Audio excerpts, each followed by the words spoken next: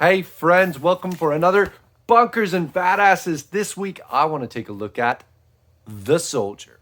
He's handsome. He's real tall. He got a good voice. He's basically perfo. A bestie, your main man.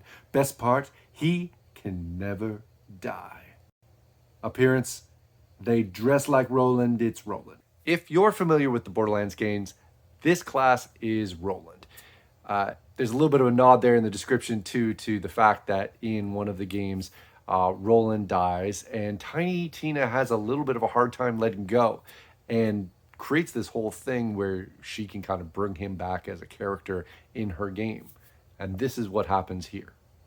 Soldier is a very straightforward class. It's also very, very similar to the Commando class I looked at in another video.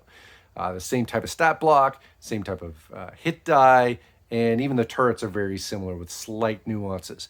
I would say that the Commando's ability has a little more accuracy, maybe, and it does a die 8 damage, where this is 2d4. And the other delta is that this one has shields, which allows you to kind of have your other characters hide behind it. That's actually a pretty good advantage and fits in well with the other soldier abilities. There are numerous backgrounds you go, and they actually give you a good variety of different ways you can go with the character.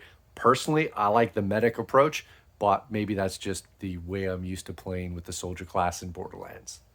The skill tree has a lot of different options. You can get into health regen, you can get into shield regen, you can shoot your friends with your own ranged attacks and kind of heal them up that way, kind of like in the video game.